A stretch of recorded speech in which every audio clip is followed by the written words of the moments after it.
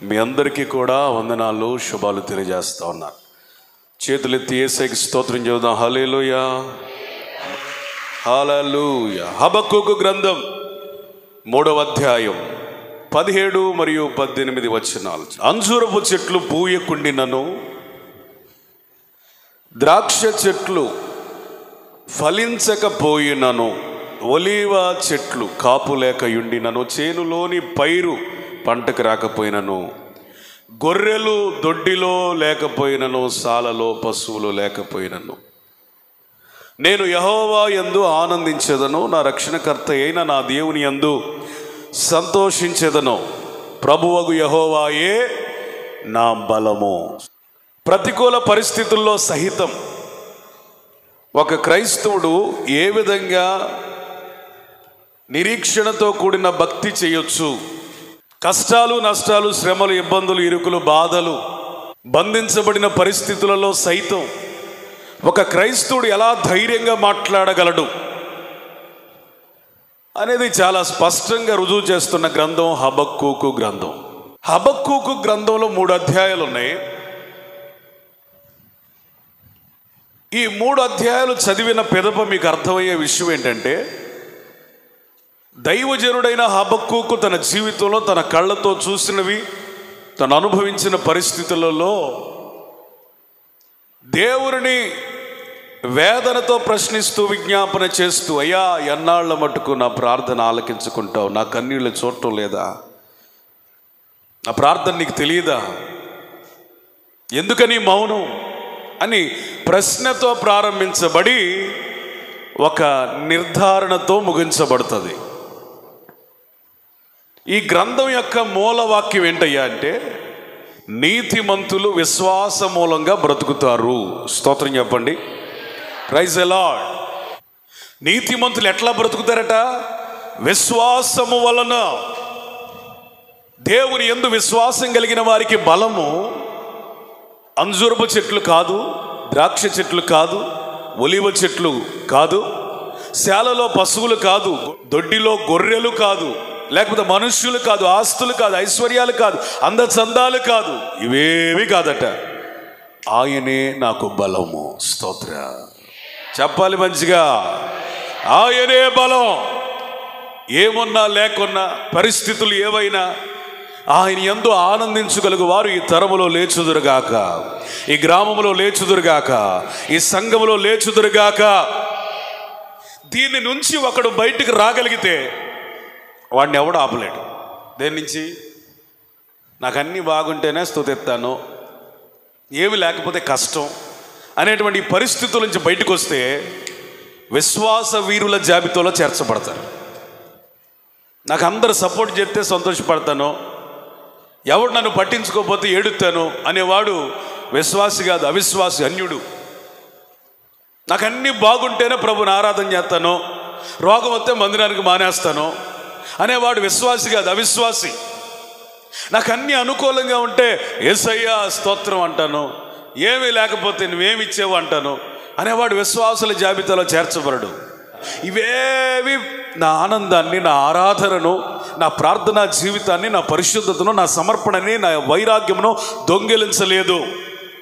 ఏమీ లేకపోయినా నేను ఆయన యందు ఆనందించుటకు నాకు ఎన్నో కారణాలు ఉన్నాయి. ఎందుకు తెలుసా? ఆయనే నాకు బలం. విజయవాడ దగ్గర పీనైనవరం అనే ప్రాంతంలో వాక్యం చేయడానికి వెళ్ళాను. 1 గంటన్నర పైనే చెప్పానండి. వాళ్ళు వింటానే ఉన్నా, నేను చెబుతూనే ఉన్నా. అందులో ఒక ముసలా ఉంది. మీరు నమ్మండి, 1 గంటన్నర ఆమె స్వరం వినపడతానే ఉంది. దేవుడు నీ పరిశుద్ధతను ప్రేమిస్తున్నాడు అనగానే, అవునయ్యా పరిశుద్ధతే కదయ్యా అంటున్నావా. దేవుడు నిన్ను దీవించుగాక ఆమేన్ అంటుంది. దేవుని వాక్యం వినండి, అదే మిమ్మల్ని బ్రతికించిందంటే, అవును దేవా అంటున్నావా. పెద్దగా నా పక్కన వచ్చిన సోదరుడు అన్న, నాకు భలే ఇసుకు పుట్టిందన్న. ఏందన్న వాక్యం చదువుతుంటే అట్ట చదువుతుందామా, కొంచెం సౌండ్ తగ్గించవచ్చుగా అంటున్నాడు. నేను అన్నాను, నీకు ఇసుకు పుట్టిందేమో కానీ నాకు మాత్రం యమా మజాగా ఉందన్న. స్తోత్రం చెప్పండి, స్తోత్రం చెప్పండి. నాకు కావాల్సిన వాళ్ళు మోగమొద్దులు కాదు, ఉసూరు మొహాలు కాదు. నాకు కావలసిన వాళ్ళు ఎవరో తెలుసా? ఉత్సాహంగా ఆనందించు వాళ్ళు. స్తోత్రం చెప్పండి. నాకే కాదు, ఆయనకు కూడా కావలసిన వాళ్ళు ఎవరో తెలుసా? ఉత్సాహంగా ఆరాధించేవాళ్ళు, ఆనందించేవాళ్ళు, దేవుని వాక్యాన్ని వినేవాళ్ళు. అనండి జాగ్రత్తగా. దైవజనుడు ఈ పరిస్థితులన్నీ చూసి ప్రార్థించి కృంగిపోయి కూడా ఉన్నప్పుడు దేవుడు మాట్లాడుతున్నాడు, నీతిమంతుడు విశ్వాస మూలంగా బ్రతుకుతాడు. వీటన్నిటిని బట్టి కాదు అన్నప్పుడు అప్పుడు ప్రకటిస్తున్నాడు తన హృదయంతో తాను, ఏ ఉన్నా లేకున్నా నేను ఆయన యందే ఆనందిస్తాను. స్తోత్రం. ఈ తీర్మానంలోనికి గనక మన సంఘం రాగలిగినట్లయితే, ఈ తీర్మానంలో గనక వ్యక్తిగతంగా నీవు రాగలిగినట్లయితే నిశ్చయంగా పరలోక రాజ్యం నీదే. ఎట్లాంటి వాళ్ళదే. ఇంటర్మీడియట్ సబ్జెక్ట్స్ కొన్ని పోవడం వలన అవమాన భారం తట్టుకోలేక ఆడపిల్లలు, ఒక మగపిల్లడు కూడా ఉన్నట్టున్నాడు, చచ్చిపోయారు. మార్కులు అనేవి మన జ్ఞానానికి, మార్కులు అనేవే కొలతలు కాదు. గుర్తుపెట్టుకోండి. మీలో ఫెయిల్ అవ్వచ్చు, పాస్ అవ్వచ్చు. వచ్చే వారం చదువుతారు కొంతమంది సాక్ష్యాలు. అందులో పాస్ అయిన వాళ్ళు ఉంటారు. దేవునికి స్తోత్రం. ఒకవేళ ఎవరైనా ఫెయిల్ అవ్వాలని నేను కోరుకోవట్లా, ఫెయిల్ అయినా ఈ మాట వినండి, యేసునందే ఆనందించండి. స్తోత్రం చెప్పండి. నీ మార్కులు కాదు. హల్లెలూయా. యేసునందే ఆనందించండి. హల్లెలూయా. ఈ సంవత్సరం కాకపోతే వచ్చే సంవత్సరం మనకు సమయం ఉంది. అర్థమైందా? ఏదున్నా లేకపోయినా ఆయన యందు ఆనందించడం నీకు నేర్చుకుంటే ఆరోగ్యం వచ్చింది, ఆనందం వచ్చింది, సంతోషం వచ్చింది, బలం వచ్చింది, కృప వచ్చింది. అసలు ఇలాంటి వాళ్ళు అంటే దేవునికి ఇష్టం. అప్పుడు మార్తమ్మ గారిని, ఏ మార్తమ్మ గారు, యూట్యూబ్లో ఒక ముసలావిడ మార్తమ్మ గారిని ఇంటర్వ్యూ చేశారు. మమ్మ, ఇంత పరిస్థితుల్లో ఉన్నా నీకు ఎప్పుడు దేవుని మీద నిందించాలని రాలేదా? ఏమైంది బాబా? నాకేమైంది? నాకేం కొదువు ఉంది? తినటానికి తిండి ఉంది, వండటానికి ఇల్లు ఉంది. నాకేం కొదువు చేశాడు దేవుడు? నాకేమి చేయలా, నాకు అన్నీ ఇచ్చాడు దేవుడు అన్నాడు. స్తోత్రం చెప్పండి. Praise the Lord. ఒక పూరి గుడిసెలో దరిద్రపు పరిస్థితుల్లో, రక్త సంబంధికులు ఎవరూ కూడా పట్టించుకొని పరిస్థితుల్లో నాకు అన్నీ ఇచ్చాడని చెప్పగలుగుతుందండి. పిల్లోడు ఏదైనా చేయలేదనుకో, ఆ పిల్లోడి మీద బాధ పెట్టుకుంటాం. భార్య ఏదన్నా అందనుకో, ఆ భార్య మీద బాధ పెట్టుకుంటాం. భర్త ఏదన్నా అన్నాడు అనుకో, ఆ భర్త మీద బాధ పెట్టుకుంటాం. వాళ్ళు చేయలేదు, వీళ్ళు చేయలేదు, వాళ్ళు ప్రేమించలేదు, వీళ్ళు ప్రేమించలేదు అనే నీ గొడవ తప్ప నిన్ను ప్రేమించేవాడు ఒకడు ఉన్నాడని మర్చిపోయావు నువ్వు. ఈ పూట నీకు గుర్తొచ్చునుగాక. స్తోత్రం చెప్పండి. నీవు నమ్మిన వారే మోసము చేసి గుండెలే చీల్చిన, నీ సొంత జనులేని ఆశలు మేడలు నిలువున కూల్చిన, ఉద్యోగమే ఊడిన, వ్యాపారంలో ఓడిన, నిన్ను ప్రేమించేవాడొకడున్నాడని వాస్తవం తెలియునా? స్తోత్రం చెప్పండి. నీ స్థితి మార్చువాడు యేసయ్యేనని సత్యం తెలియునా? ఓ నేస్తమా, ఈ శుభవార్త తెలియునా? చప్పట్లు కొట్టి యేసయ్యకి స్తోత్రం చెప్పండి. హల్లెలూయా, హల్లెలూయా. అన్ని పరిస్థితుల్లో ఆదుకునే దేవుడు నీకున్నాడు. Don't care about anyone. ఎవరిని బట్టి నువ్వు లెక్క చేయద్దు. స్తోత్రం. నీతిమంతులు సింహం వలె ధైర్యంగా ఉంటారు. ఆమేన్. సింహం వలె ధైర్యంగా ఉంటారు. నీతిమంతులు విశ్వాసము వలన బ్రతుకుతారు. నీతిమంతులు దేవుని నుండి బలమును పొంది ఆరాధన చేస్తారు. అది నేర్చుకోవాలి మనం. కొన్ని విషయాలు చెప్పాను. మనకిచ్చిన రక్షణ బట్టి సంతోషించాలని, వాక్యాన్ని బట్టి సంతోషించాలని, ఇట్లా కొన్ని విషయాలు నేర్చుకున్నాం. ఈ పూట మరొక విషయాన్ని మనం నేర్చుకున్నాం. కీర్తనలు 84:2. కీర్తనలు 84:2. యెహోవా మందిరావరణములు చూడవలెనని నా ప్రాణం ఎంతో ఆశపడుచుంది. అది సొమ్మసిల్లుచున్నది. జీవము కలిగిన దేవుని దర్శించుటకు నా హృదయమును నా శరీరమును ఆనందముతో కేకలు వేయుచున్నవి. Praise the lord. హల్లెలూయా. ఈ సాక్ష్యం మనల్ని ఎంతమంది చెప్పగలుగుతారు? జీవము కలిగిన దేవుని మందిరావరణం చూడవలనంటరా. కోరహు కుమారుల హృదయాలట కొట్టుకుంటున్నాయట, ఆశపడుతున్నాయట, సొమ్మసిలుచున్నాయట, శరీరం ఆనందంతో కేకలేచున్నదట. దేవుని మందిరానికి వచ్చేటప్పుడు నీ యాటిట్యూడ్ ఎలా ఉండాలి? ఎక్కడ నీ ఆనందం? సినిమా హాల్లోనా? ఎక్కడ నీ ఆనందం? ప్రజలతోనా? ఎక్కడ నీ ఆనందం? పనికి మాలిన స్థలాలలోనా? ఎక్కడ భక్తులకు ఎక్కడుంటుందో తెలుసా? జీవము కలిగిన దేవుని మందిర ఆవరణంలోనే సంతోషం. స్తోత్రం, ప్రైజ్ ది లార్డ్. మందిరానికి వెళ్తే సంతోషం. హల్లెలూయా. కొంతమంది చాలా యథేచ్ఛగా ఆదివారాలు మానేస్తారు. పెళ్ళిళ్ళకి, ఫంక్షన్లకి, సొంత పనుల మీద తిరుగుతారు. గుర్తుపెట్టుకోండి, దేవుని యొక్క పరిశుద్ధమైన ఈ దినమును నువ్వు గనక గౌరవిస్తే, ఆచరిస్తే, అందులో ఆనందిస్తే, నీకు ఇష్టమైన వాటిని అన్నిటిని ప్రక్కన పెట్టి ఆయనకే ప్రాధాన్యతనిస్తే, లోకవార్తలు చెప్పుకొనక దేవుని వాక్యానికి ప్రాధాన్యత ఇవ్వగలిగితే, తిండితో వస్త్రాలతో కాక నీ ఆరాధనతో దేవుని సంతోష పెట్టగలిగితే నువ్వట దేశము యొక్క ఉన్నత స్థలముల మీద ఉంటావని దేవుడు వాగ్దానం చేస్తున్నాడు. స్తోత్రం, ప్రైజ్ ది లార్డ్. పిచ్చి పిచ్చి చోట్ల కాదు, దేవుని మందిరానికి, దేవుని ఆదివారానికి ప్రధానమైన స్థానం ఇచ్చినవాడు, ప్రాధాన్యతనిచ్చినవాడు ఎక్కడుంటాడంట? దేశము యొక్క ఉన్నతమైన స్థలములలో. దేవుని వాగ్దానాలు నేను బాగా నమ్ముతానండి. అవి శ్రేష్టమైనవి, సత్యమైనవి. మనుషులలాగా అవేదో అస్థిరమైన అబద్ధాలు కాదు, అవి నిజం, జరుగుతాయి. నీవు కనుక ఆదివారాన్ని ఒక పవిత్రమైన దినముగా ప్రతిష్ఠించుకొని, నిన్ను నువ్వు పరిశుద్ధపరచుకొని, ఉదయకాలమే సంతోషంగా నువ్వు గనక దేవుని సన్నిధిలో పెందల కడనే చేరుకుంటే, ఒక దినము గడుపుటట 1000 దినాలతో సమానం. స్తోత్రం. ఎవరైనా ఈ ఆఫర్ ఇస్తాడండి?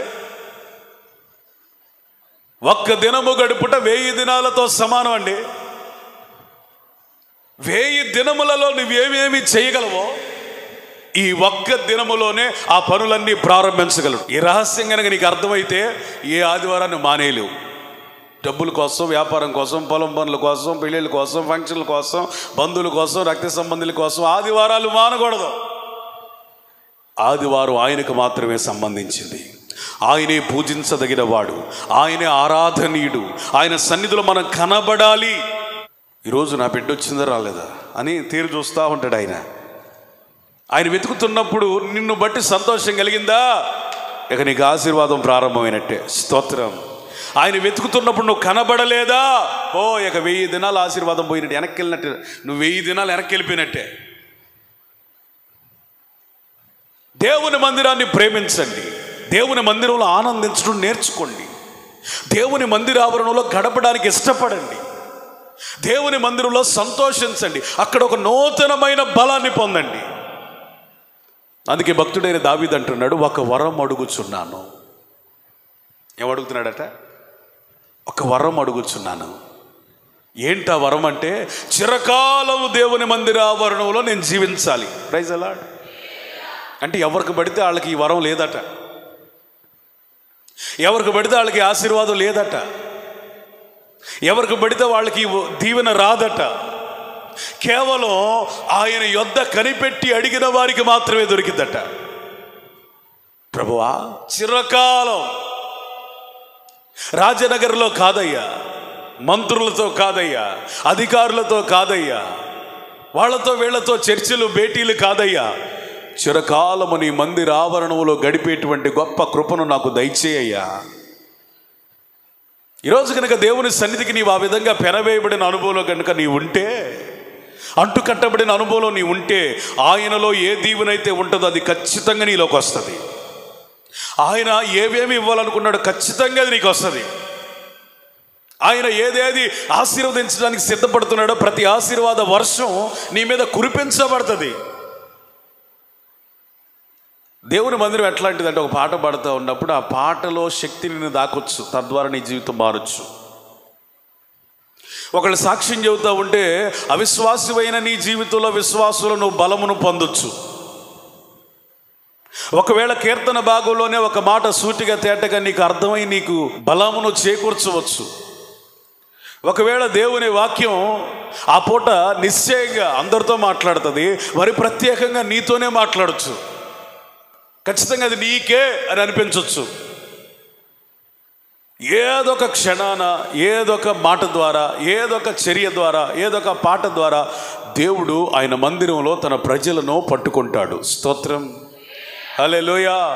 ఈయన యందు నువ్వు ఆనందించగలిగినట్లయితే, దేవుని యందు నువ్వు ఆనందించాలి అంటే ఖచ్చితంగా ఆయన మందిరానికి నువ్వు రావాలి. గుర్తుపెట్టుకోండి, ఆయన మందిరంలో ఏమన్నాయో తెలుసా? యాజకుల స్తుతి గానాలు, ప్రైజ్ ది లార్డ్, జయధ్వనులు ఉన్నాయట. హల్లెలూయా. నీతి వస్త్రములు కప్పుకొని ఆరాధన చేస్తారట యాజకులు. ఆయన మందిరంలో వాక్యం వినబడుతుంది, ఆయన మందిరంలో ఆయన సన్నిధి ఉంటుంది, ఆయన మందిరంలో ఆయన ఆత్మ సంచారము జరుగుతుంది. వాడికి ఏం ఇష్టం లేవు. పొద్దుగోకుల మందిరం అంటాడు పాస్టర్ గారు. ఒకసారి షికారుకి వెళ్ళొద్దామని చెప్పేసి మందిరంలో నుంచి యెరూషలేము టు ఎరుకో పిక్నిక్ వెళ్ళాడు. ఎక్కడికి? యెరూషలేము టు ఎరుకో పిక్నిక్ వెళ్ళాడు. దిగిపోతా ఉన్నాడు. దిగే కొలది ఏమవుతుందో తెలుసా? పాస్టర్ గారి వాక్యం సౌండ్ తగ్గుతా ఉంది. మందిరంలో ఉంటే ఎట్టడదంటే నా ప్రియులారా అని వినపడింది. ఇటు దిగే కొద్ది ఎట్టడదంటే ఇక దేవుని వాక్యం దూరం అయిపోతుంది, దేవుని స్వరం వినపట్టలేదు. దిగే కొలది మందిరంలో ఉన్నప్పుడు శ్రీకరుడా నా యేసయ్యా అని గంభీరంగా వినపడుతుంది. దూరం అయ్యేసరికి ఏం పాడుతున్నాడు కూడా అర్థం కావట్లేదు. మందిరంలో ఉన్నప్పుడు చక్కటి సాక్ష్యాలు వినపడుతున్నాయి, దూరం అయ్యేసరికి సాక్ష్యం కూడా పోయింది. ఇక దిగే కొలది ఏమవుతుందో తెలుసా? దేవుని సన్నిధి సన్నగిల్లిపోయింది. అన్నీ పోయినాయి. వాక్యం పోయింది, పాట పోయింది, ఆరాధన పోయింది, అన్నీ పోయినాయి, సాక్ష్యాలు పోయినాయి, మొత్తం పోయి దిగిపోతున్న అనుభవంలోనికి వచ్చాడు. ఇప్పుడు హబక్కూకు గ్రంథంలో 3వ అధ్యాయం 17-18 వచనాల ప్రకారం నా దేవుడే నాకు బలం అన్నాడు కదా. ఆయనే బలం అయితే, ఆయన మందిరంలోనే బలము దొరికితే, ఆయన మందిరాన్ని విడిచిపెడితే ఖచ్చితంగా నువ్వేమవుతావు? బలహీనమైపోతావు. ఈడెప్పుడు బలహీనమవుతున్నాడో అప్పుడు అర్థం చేసుకున్న శత్రువు గట్టిగా దెబ్బ కొట్టాడు, వస్త్రాలన్నీ దొంగిలించాడు, కొన్న ప్రాణముతో, కొన్న ఊపిరితో వదిలిపెట్టాడు. గుర్తుపెట్టుకోండి, నువ్వు దేవుని సన్నిధికి దూరం అయ్యే కొలది శత్రువు దాడి ఎక్కువ అవుతుంది. అప్పుడు లేదా దాడి అంటే ఉంది. అప్పుడు యాజకుల స్తుతులు వాటిని ఆపుతున్నాయి, అప్పుడు ఆ ప్రార్థనలు ఆపుతున్నాయి, అప్పుడు ఆరాధనలో ఉన్న శక్తి నీ మీద ఏ దురాత్మ పని చేయకుండా కాపాడుతుంది. అప్పుడు దేవుని ప్రభావం నిన్ను ఆవరించి ఉంది. ఎందరైతే దేవుని మందిరంలోనికి వచ్చారో వాళ్ళందరికీ ఏ ప్రభావం అంటుకుపోద్ది? దేవుని ప్రభావం ఆవరించి ఉంటుంది. మీకు తెలియదు అది. ఇక్కడ మనకేముంది? దేవుని ప్రభావం. నువ్వు వెళ్ళే కొలది, దేవునికి దూరం అయ్యే కొలది ఏమైపోద్దంటే ఆ ప్రభావము నిన్ను విడిచిపెట్టి శత్రువుకి బలం వస్తుంది, నువ్వు బలహీనుడు అవుతావు. నీ వస్త్రాలు, రక్షణ అనే వస్త్రాన్ని దోచుకుంటాడు, ఆనందం అనే వస్త్రాన్ని దోచుకుంటాడు, నీతి అనే వస్త్రాన్ని దోచుకుంటాడు, ప్రతిష్ఠిత వస్త్రాలు దోచుకుంటాడు, సేవా వస్త్రాలు దోచుకుంటాడు, నిర్మలమైన పరిశుద్ధమైన వస్త్రాలు దోచుకుంటాడు. అన్నీ పోతే ఇక నువ్వేమవుతావు? దిగంబరుడు. ప్రకటన గ్రంథంలో ఒక సంఘంతో దేవుడు మాట్లాడుతున్న మాట, రేయ్ నీకు అన్నీ ఉన్నాయి అనుకుంటున్నావు, నీవు దిగంబరుడు. వస్త్రాలు కొనుక్కో. ఎందుకు దిగంబరుడు అయ్యాడు అంటే దేవుని మందిరమును విడిచిపెట్టిన కారణమున. ఒకవేళ మీ కలల్లో గనక మీరు దిగంబరులుగా కనబడినట్లయితే నిశ్చయంగా యు లాస్ట్ యువర్ సాల్వేషన్, నీ రక్షణ నువ్వు కోల్పోయావు. ఒకవేళ మీ కలలో గనక మలము కనబడితే ఖచ్చితంగా మీరు అపవిత్రతలో ఉన్నారు. ఒకవేళ కలలో గనక మీరు ఒక మురికి గుంటలు, మురుకులు ఉన్నట్లుగా ఉంది అంటే ఖచ్చితంగా నువ్వు పాపంలో బ్రతుకుతున్నావు.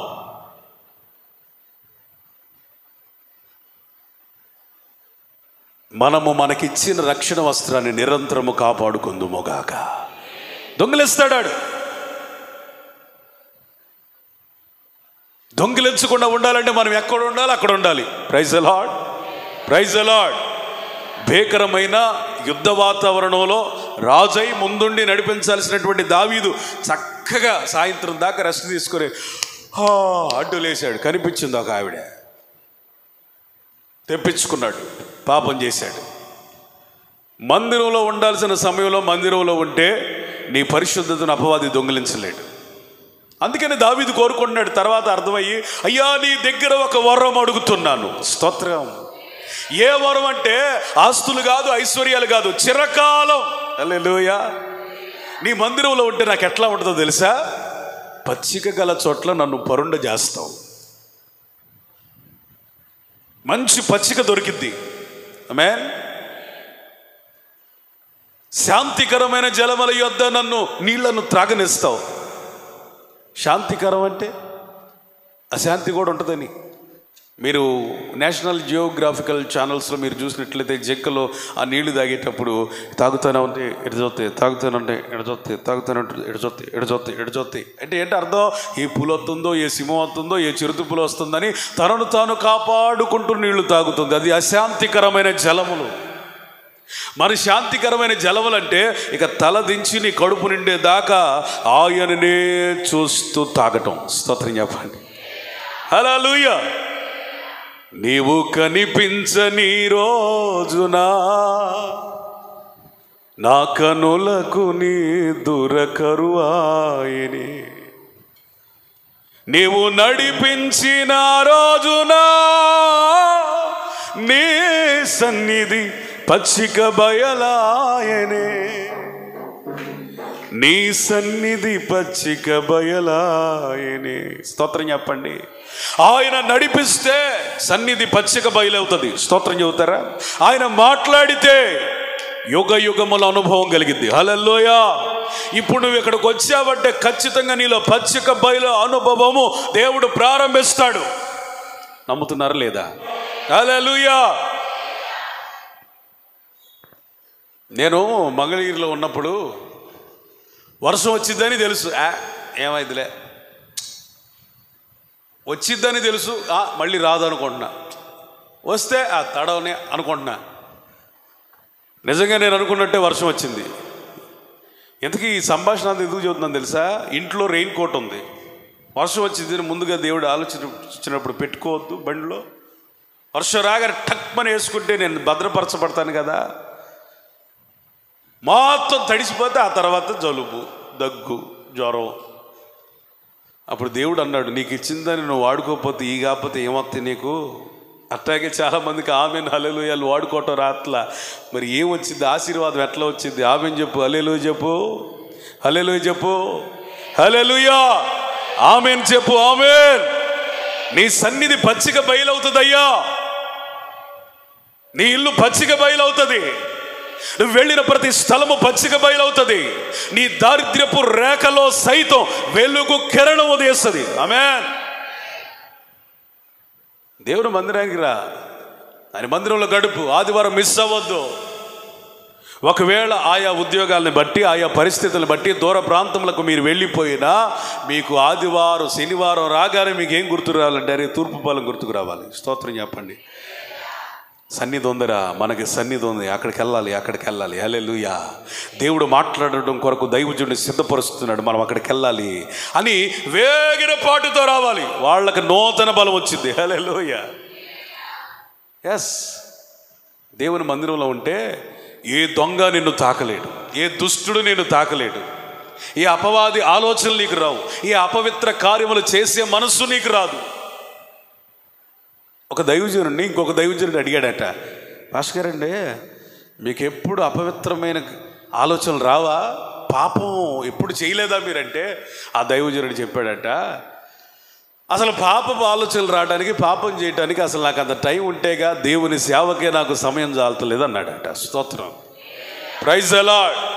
నువ్వు మందిరంలో గడపడానికే నువ్వు సమయాన్ని వెచ్చించగలిగితే పాపపు ఆలోచనలు ఎట్లా వస్తాయి? చెడు తలంపులు ఎట్లా వస్తాయి? కాకిలాగా అటో కడుగు ఇటో కడుగు ఎట్లా చేస్తావు? దేవుని మందిరంలో నిశ్చలముగా నిలుచుదువుగాక. స్తోత్రం చెప్పండి.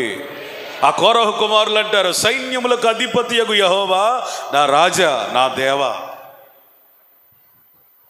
నీ బలిపీఠము యొద్ద ఏముందట? పిచ్చుకలకు నివాస స్థలం ఉన్నది. స్తోత్రం.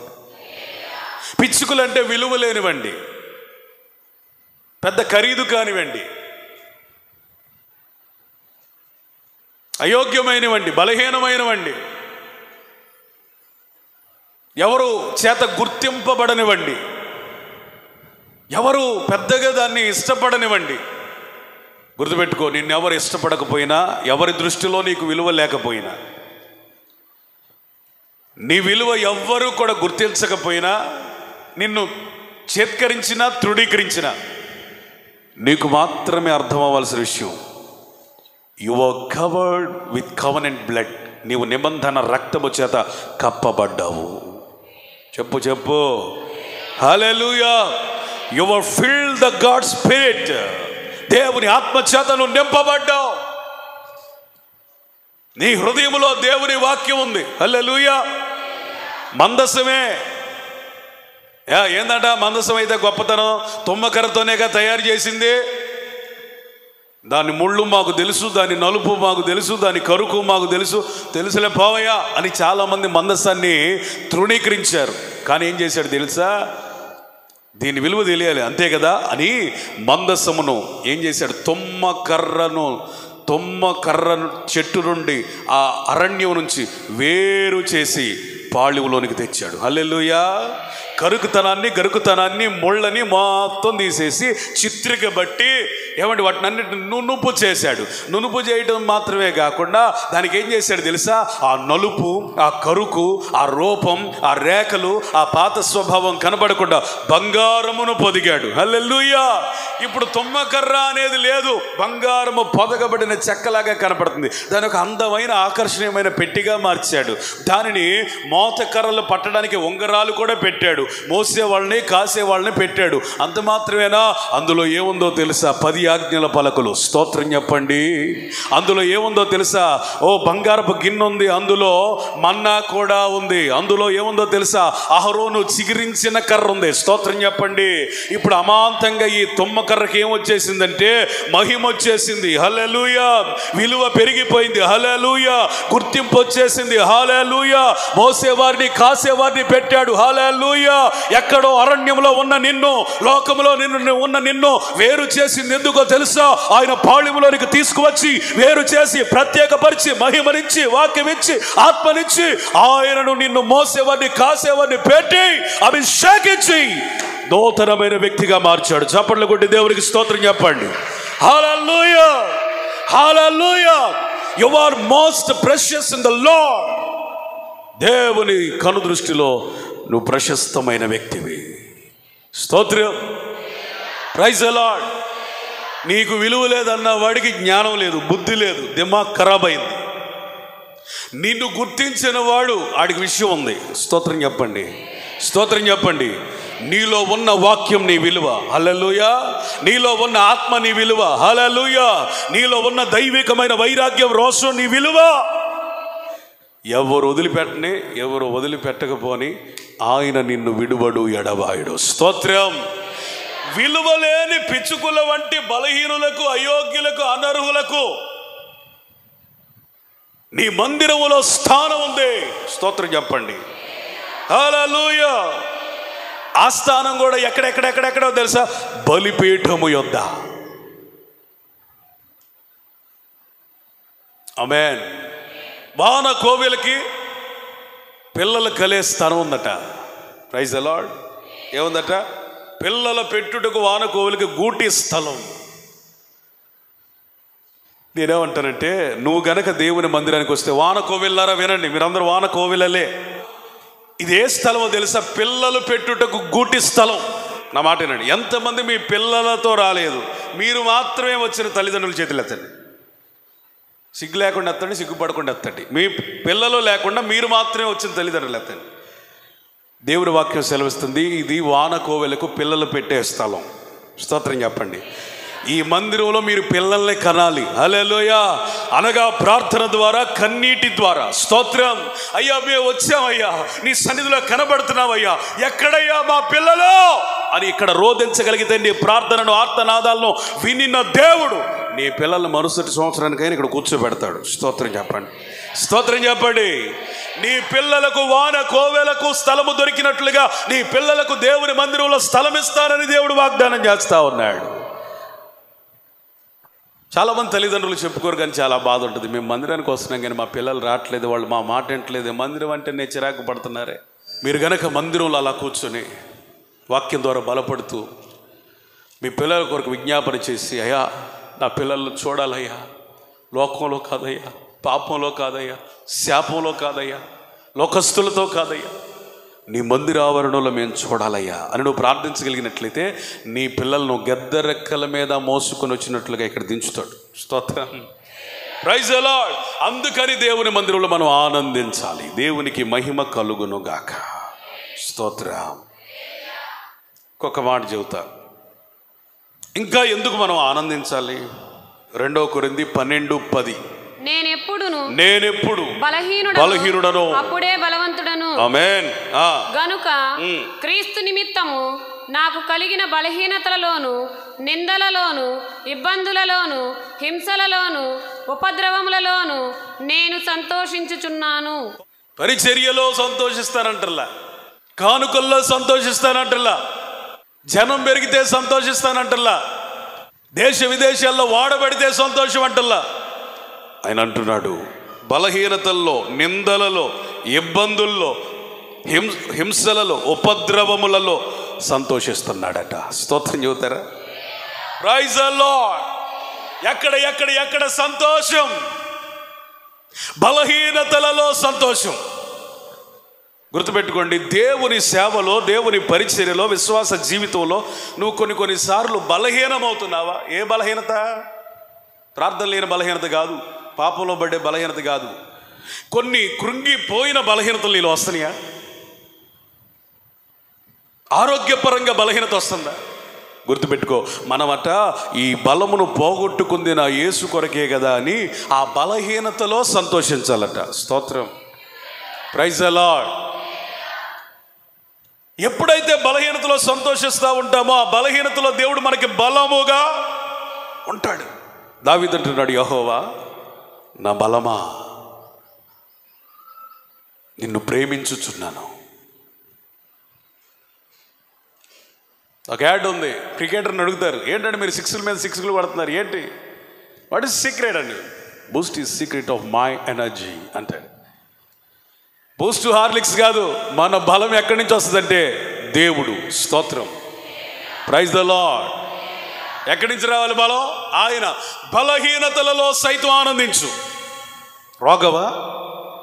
ఆనందించు. ఆయన నీ బలహీనతలో కూడా బలమును కలిగించగలడు. నిందలలో సంతోషించాలంట. ఎప్పుడు? నిందలలో. మనలందరూ గనపరిస్తే మనకు సంతోషం, నిందిస్తే ఇష్టం ఉండదు. ఒకవేళ గనపరచకపోయినా పర్వాలేదు, నిందిస్తే తట్టుకోలేము. కానీ బైబిల్ దీనికి పూర్తిగా విభిన్నం. విశ్వాస వీరుల వారి మానసిక స్థితి, వ్యక్తిగత జీవితాలు పూర్తిగా విభిన్నం. వాళ్ళు ఎట్లా ఉంటారు తెలుసా? నిందలలో సంతోషిస్తారు. ఆహా, దేవుని కొరకు నిందబడిందిరా, స్తోత్రం చెప్పండి. ఎవరి కోసం? దేవుని కోసం నిందబడిందిరా అనుకుంటారట. ఈరోజు అంటారు, నీ మీద నిందలు పడుతున్నాయా? ఖచ్చితంగా ఇది సిలువ అనుభవం. నీవు కూడా సిలువ వేయబడుతున్నావు, యేసు ప్రభు రూపంలోనికి మారుతున్నావు. నీ మీద నింద రాని, దోషం రాని, అబద్ధ మాటలు ఎల్లా పలకని అప్పుడట సంతోషించాలట. మనం ధన్యులని భావించాలట. నీతి కొరకు హింస నొందిన వారు ధన్యులు. ప్రైజ్ ది లార్డ్, హల్లెలూయా. పరలోక రాజ్యం వాళ్ళదే. నువ్వంతా సుఖపడి ఇక్కడ బాగా ఇష్టానుసారంగా బ్రతికి ఎక్కడ కూడా దేవుని కొరకు ఒక్క రిస్క్ కూడా తీసుకోకుండా నేను భక్తి చేస్తున్నాను అనుకుంటే చాలా కష్టం. సుఖం, సుఖాసక్తి ఇది ఎప్పుడు పెరుగుతూ ఉంటుందో అప్పుడు భక్తి తగ్గుతూ ఉంటుంది. భక్తి తగ్గుతూ ఉంటుంది.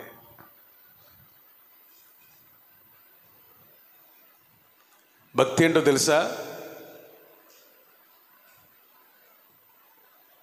సుఖించే అవకాశం ఉన్నా సుఖపడకపోవటం, అది వైరాగ్యం. స్తోత్రం చెప్పండి, స్తోత్రం చెప్పండి. చాలా ఇబ్బంది పడుతున్నారని కొన్ని నీకు ఇబ్బందులు ఉంటాయి. ఆర్థిక బాధలు, ఇబ్బందులు, కష్ట నష్టాలు, ఇబ్బందులు, మనుషుల వలన ఇబ్బందులు పడుతున్నప్పుడు సర్వసాధారణంగా మనం ఏమనుకుంటాం? అమ్మా, అయ్యా, అయ్యో అంటాం. కానీ పౌలు ఏమంటాడు తెలుసా? స్తోత్రం, స్తోత్రం, స్తోత్రం అన్నాడు. మీరు కూడా ఒకసారి 3 సార్లు స్తోత్రం చెప్పండి. ఈ స్తోత్రాలన్నీ ఇప్పుడే కాదు, మీకు ఇబ్బందులు వచ్చినప్పుడు కూడా రావాలి. హల్లెలూయా. నీకు ఇబ్బంది వచ్చినప్పుడు మూల్గులు కాదు, విలాపము కాదు, నిరాశ కాదు, నిట్టూర్పులు కాదు, నిందించడం కాదు. స్తోత్రం అయ్యా, ఇబ్బందుల్లో నువ్వు ఏదో కార్యం చేయబోతున్నావు. ఆమేన్. ఎడారిలో సెలయేర్లు అనే పుస్తకం చాలా ప్రఖ్యాతిగాంచిన పుస్తకం. అందులో రచయిత కౌమెన్ గారు ఒక మాట రాశారు. ఆమెట గొంగళి పురుగు ప్యూపా దశలో ఉన్నప్పుడు ఒక గుడ్డులాగా ఉంటుంది, అందులో ఉంటుంది. లోపల నుంచి కదలికలు కనపడుతున్నాయి. ఏదో ఒక జీవి ఉంది, బయటికి రాలేకపోతుందని. ఏమేం చేసింది? దాని చుట్టూ ఉన్న పొరని చించేసి స్వేచ్ఛగా వచ్చిద్ది, ఆనందించిద్దని అనుకుంది, ఎక్స్పెక్ట్ చేసింది. చివరిగా అది ఎట్లా వచ్చిందో తెలుసా? ఈ గొంగళి పురుగు ఎట్టుందో అట్లా దరిద్రంగా వచ్చింది, బయటకు వచ్చి చచ్చిపోయింది. ఏం అర్థం కాల. వాళ్ళ తాతయ్య దగ్గరికి వెళ్ళి అడిగింది, తాతయ్య నేను దానికి ఏదో హెల్ప్ చేద్దాం అనుకున్నాను, తీరా చూస్తుంది చచ్చిపోయింది అని ఏడుస్తుందట. పిచ్చిదానా, దానంతటికి అదే ఆ చిన్న రంధ్రంలో ప్రయాసపడి అబ్బారముతో శ్రమలోకుండా అది వస్తే దాని మీద ఉన్న ఎంటికలు, ఆ బొచ్చు అంతా ఊడిపోయి అందమైన రంగుల సీతాకోక చిలకలాగా వచ్చింది. నువ్వేమో దానికి ఏదో మేలు చేస్తున్నావు, మొత్తం ఒకటి తీసేసావు, ఇప్పుడు అది చచ్చి కూర్చుంది, తెలుసుకో. అప్పుడు ఆమె అనుకుంది, క్రైస్తవుడికి కూడా శ్రమలు వస్తేనే అందంగా తయారవుతాడు. స్తోత్రం చెప్పండి, ప్రైజ్ ది లార్డ్. శ్రమలే నా అతిశయం అని పాడగలగాలి. హల్లెలూయా. దైవజనుడైన పౌలట శ్రమలను అతిశయంగా భావిస్తున్నాడు, శ్రమలో ఆనందంగా బ్రతుకుతున్నాడట. అని కష్టాలు వచ్చినప్పుడు ఆహా ఓహో అనుకున్నాడట. స్తోత్రం చెప్పండి. అందుకని దైవజనుడైన యేసయ్య గారు రాశారు, నీ శ్రమలలో పాలొందుటయే నా దర్శనమాయనే. బైబిల్ కాలేజీ కట్టడం కాదంట దర్శనం, వేల సంఘాలు కట్టడం మాత్రమే కాదట దర్శనం. వీటన్నిటిని మించిన దర్శనం ఉంది. ఈ పరిచర్య చేస్తున్న క్రమములో శ్రమలలో పాలు పొందాలి. ఇట్స్ మై విజన్ అంటాడు ఆయన.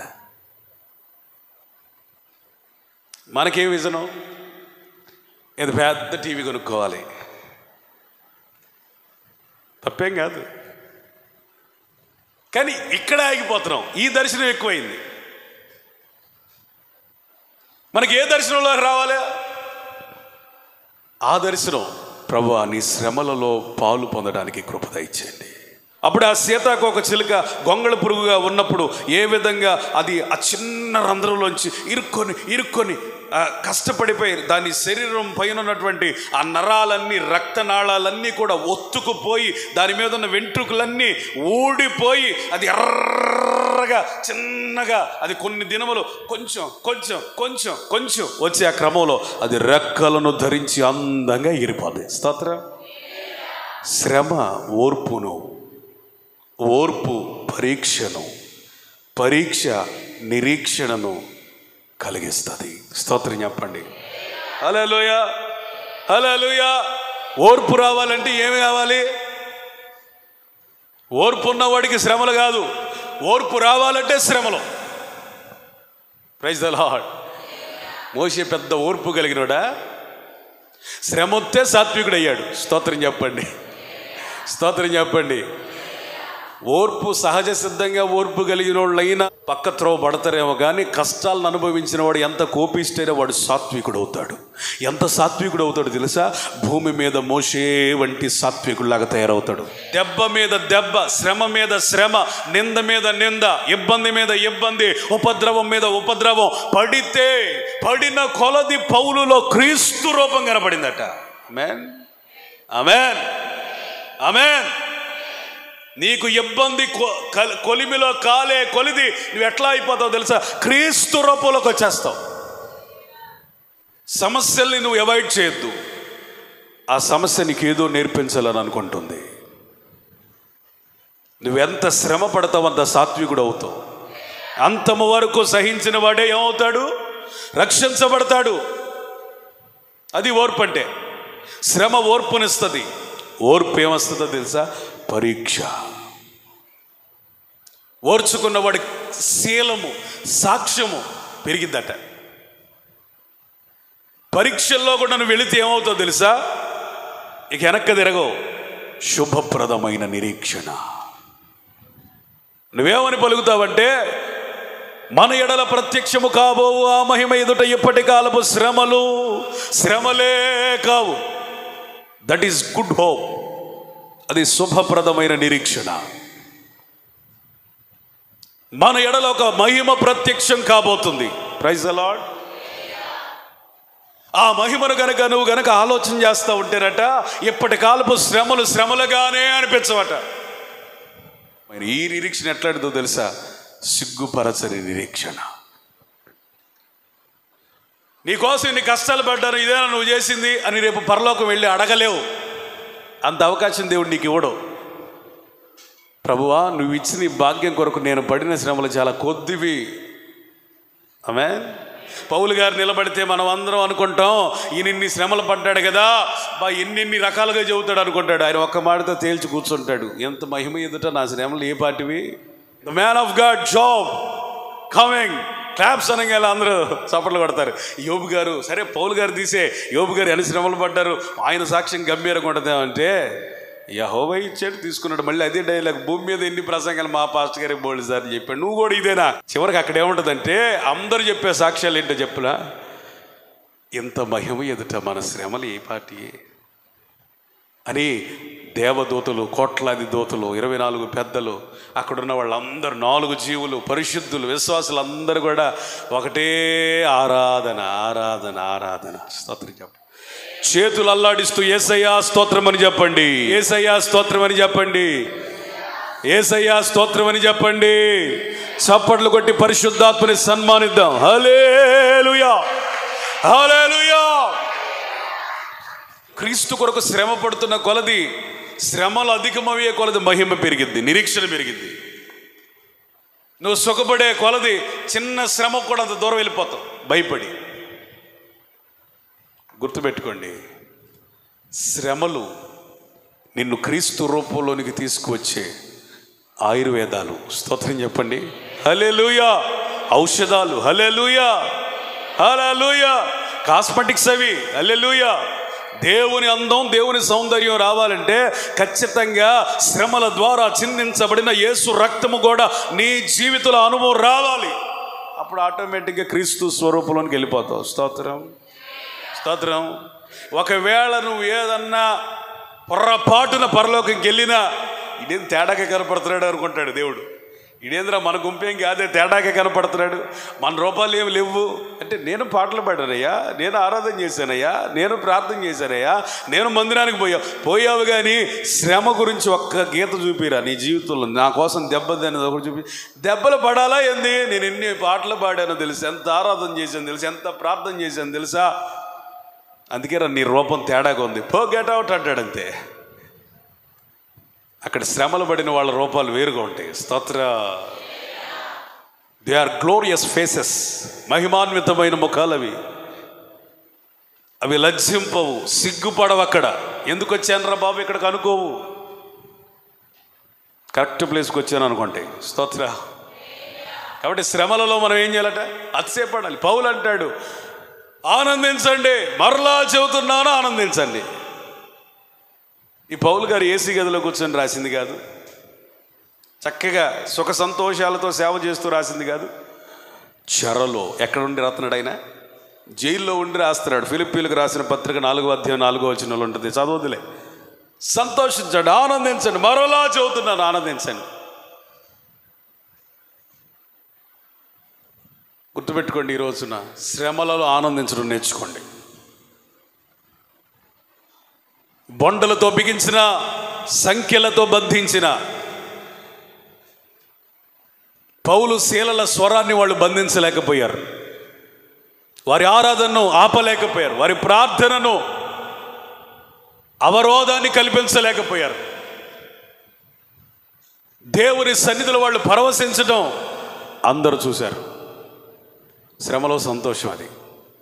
ప్రైజ్ ది లార్డ్, హల్లెలూయా. శ్రమలో సంతోషం అదే. ఏంటి పౌలు గారు ఇంత సంతోషం అంటే? మామూలు సంతోషం ఏంటి? క్రీస్తు కొరకు శ్రమ పడే అవకాశం రావడం ఏంటనుకున్నావు అంటాడు ఆయన. ఆ సంతోషం, ఆ రక్షణానందం, ఆ శ్రమలలో ఆనందం ఎంతమందిని విడిపించిందంటే అక్కడున్న జైలులో ఉన్న ప్రతి ఖైదీ విడుదల పొందాడు. స్తోత్రం చెప్పండి. నీ శ్రమలు అనేకులకు విడుదల కలుగజేయునుగాక. నీ ఆరాధన అనేకులకు విడుదల కలుగజేయునుగాక. నీ ఆనందం అనేకులకు విడుదల కలుగజేయునుగాక. శ్రమలలో నువ్వు చేసే ప్రార్థన అనేకులకు విడుదల కలిగించునుగాక. నిందలలో నీ కలిగిన నిరీక్షణ అనేకులకు విడుదల కలుగజేయునుగాక. నిన్ను చూసిన అనేకులు, ఆయనే అన్ని శ్రమలు పడుతున్నప్పుడు అంత సంతోషంగా ఉన్నప్పుడు మనకేం దొబ్బిడయ్యా అనుకునేటట్టు చేయునుగాక. స్తోత్రం చెప్పండి. ఇందు మూలంగా నేను చెప్పేది ఏమనగా, మీలో ఎంత ఎక్కువ శ్రమలు పడేవాళ్ళు అంత ధన్యులు. ఇప్పటికి ఆల్రెడీ శ్రమలు పడుతున్న వారు ధన్యులు, ధన్యుల జాబితాలో ఉన్నారు. స్తోత్రం చెప్పండి. నాకే శ్రమ లేదన్న వాళ్ళు ఆ ధన్యత జాబితాలోకి చేర్చబడాల్సిన అవసరం ఉంది. ఆమేన్. భయపడుతున్నారా? ఆమేన్. వాస్తవానికి శ్రమ పడిన వాళ్ళని చూసినప్పుడు శ్రమ లేనోడికి ఏం కలిగిద్ది? ఆదరించాలనే మనసు కలిగిద్ది, ఓదార్చాలని మనసు కలిగిద్ది, కనికరము కలిగిద్ది, నిట్టూర్పు కలిగిద్ది, బాధ కలిగిద్ది, సానుభూతి కలిగిద్ది. అయ్యో అని అనుకుంటావు. వాస్తవానికి లోతుగా మనం ఆలోచిస్తే శ్రమలు పడే వాళ్ళని, క్రీస్తు కొరకు భక్తి చేస్తూ శ్రమలు పడే వాళ్ళని మనం చూసినప్పుడు ఇవేవి కలగవు. సిగ్గు కలుగుతుంది. వాళ్ళలాగా నేను శ్రమ పడలేకపోతున్నానే. ఆశ కలిగిద్ది, నాకు కూడా అవి కావాలి. స్తోత్రం. ఇక ధైర్యపరిచేది ఎక్కడా? ధైర్యపరిచేది ఎక్కడండి? ఒకవేళ వాళ్ళని ధైర్యపరచడానికి వస్తే అనూహ్యమైన ప్రతిస్పందన వస్తుంది. యేసుప్రభు దగ్గరికి వచ్చి కొంతమంది స్త్రీలు ఏడుతున్నారు, అయ్యా నీకేనా ఈ గాయాలు అంటే సింపుల్గా మాట చెప్పాడు, నా కోసం ఏడవకండి, మీకోసం, మీ పిల్లల కోసం ఏడవండి. శ్రమలు పడి దేవుల్లో సంతోషించే వాళ్ళు మాట్లాడుతుంటాయి. 2 కొరింథీ 8వ అధ్యాయం 2వ వచనం. ఎలాగనగా వారు బహుశ్రమ వలన పరీక్షింపబడగా అత్యధికముగా సంతోషించిరి. మాసిదోనియ సంఘానికి దేవుడిచ్చిన కృప చూడండి. వారు బహుశ్రమల వలన పరీక్షింపబడగా కృంగిపోయిరి అనలేదు. అత్యధికంగా, మామూలు సంతోషం కాదట, అత్యధికంగా వాళ్ళు సంతోషించారట. ఎందుకు సంతోషిస్తున్నారా? మీకు మేలు కలిగిందా? ఉద్యోగం వచ్చిందా?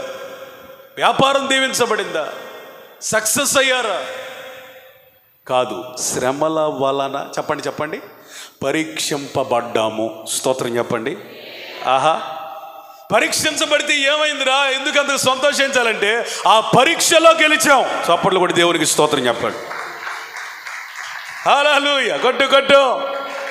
హల్లెలూయా, హల్లెలూయా, హల్లెలూయా. శ్రమ రావడం కష్టం కాదు, ఆ శ్రమలో ఓడిపోవటం మనకి ఇబ్బంది అవ్వాలా. వీళ్ళకి శ్రమ రావడం పెద్ద ఇబ్బంది కలిగించలేదు, కానీ శ్రమలో పరీక్షించబడిన తర్వాత వాళ్ళు నిజమైన క్రైస్తవులుగా దేవుని సన్నిధిలో నిందారహితులుగా కనబడ్డారు. దాని ద్వారా దేవుని దృష్టిలో వారు యోగ్యులుగా కనబడ్డారు. అందుకని వారు అత్యధికమైన సంతోషాన్ని వెలువచ్చారట సంఘంలో. మన మధ్యలో ఎగ్జామ్స్ రాసిన స్టూడెంట్స్ కొంతమంది ఉన్నారు. వాళ్ళ మార్కులు చూసినప్పుడు వాళ్ళు ఒక్కసారిగా ఆ సంవత్సరం అంతా పడిన కష్టం అంతా మర్చిపోతారు. అవునా కదా? వాళ్ళ నిద్రాహారాలు మారి చేసిన ప్రతి శ్రమ మర్చిపోతారు. అరే అంత కష్టపడ్డాన్రా ఇంత కష్టపడ్డాన్రా అని చెప్పరు. ఇదిగో ఇన్ని మార్కులు వచ్చినాయి అని సంతోషాన్ని వెలిబుచ్చుతారు. కారణం ఏంటి తెలుసా? ఆ పరీక్షలన్నిటిలో వీళ్ళు ఏమవారు? పరీక్షించబడగా విజేతలుగా బయటకు వచ్చారు. Praise God. ఇప్పుడు నీకు సంతోషం ఎప్పుడు వస్తుందంటే పరీక్షలలో నువ్వు జయం పొందినప్పుడు, శ్రమలు వచ్చినప్పుడు, పరీక్షలు వచ్చినప్పుడు ఖచ్చితంగా నీకేమి కావాలని ఒక ప్రార్థన ఈ పూట రావాలి. జయము కలగాలి. స్తోత్రం. Praise the Lord. శ్రమ పడుతున్నారు మంచిదే, కానీ ఆ శ్రమలో నిలవకపోతున్నారు, అదే ఇబ్బంది. శ్రమ పడుతున్నారు మంచిదే, కానీ శ్రమల్లో నిలవలేకపోతున్నారు. ఇప్పుడు మనందరూ కోరుకోవాల్సినటువంటి ఒక ప్రార్థన ఏంటి, ఆశ ఏంటి అంటే నీ శ్రమలలో మేము నిలవాలి. ఆమేన్. మాసిదోనియా సంఘానికి ఇచ్చిన కృప మాకు కావాలి. హల్లెలూయా. ఏం కృపది? కోట్లు వచ్చిన కృప కాదు. ఏం కృపది? షేర్లు వచ్చిన కృప కాదు. ఏం కృపది? శ్రమలలో పరీక్షించబడి నిలిచారు. ఆ రాతి నేలలో పడిన విత్తనం ఏమైంది? మన్ను ఎక్కువగా లేకపోవడం వల్ల ఆ సూర్యరశ్మికి ఎండిపోయింది. నువ్వు శ్రమలను తట్టుకోవాలంటే దేవుని సంఘంలో అంటు కట్టబడాలి. స్తోత్రం. వాక్యంలో, ప్రార్థనలో, పరిశుద్ధతలో అంటు కట్టబడాలి. హల్లెలూయా. దేవునితో ఎంత ఎక్కువగా అంటు కట్టబడితే నీ శ్రమలలో అంత గట్టిగా నిలుస్తావు. పెద్ద తుఫాన్ వచ్చిందంటే, పెద్ద పెద్ద చెట్లన్నీ పడిపోయినంటే, పడిపోయి మూలుగుతున్నాయి అంటే అయ్యా అమ్మ అంటుంటే వాళ్ళందరి మధ్యలో ఒక గడ్డు పోచ గాలికి హల్లెలూయా అంటుందంట.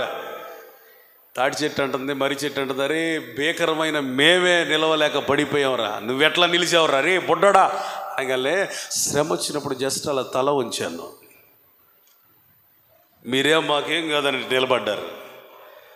శ్రమ వచ్చే కొలది మనం దేవునిలో విధేయులు అవ్వాలి. అప్పుడు నాటుకుపోతాం, అప్పుడు దేవుని కొరకు నిలబడతాం.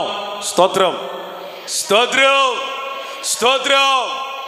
గోడలో మేకు కొట్టినట్లుగా నీ మీద శ్రమ శ్రమ శ్రమ శ్రమ పడే కొలది ఆ గోడలో ఆ మేకు నాటుకుపోయినట్టుగా శ్రమ పడిన కొలది నువ్వు యేసులో నాటుకుబడతావు. స్తోత్రం. వాక్యంలో నాటబడతావు. హల్లెలూయా. పరిశుద్ధతలో నాటబడతావు. హల్లెలూయా. పరిశుద్ధాత్మలో నాటబడతావు. సంఘములో నాటబడతావు. ఉపదేశంలో నాటబడతావు. ఆమేన్.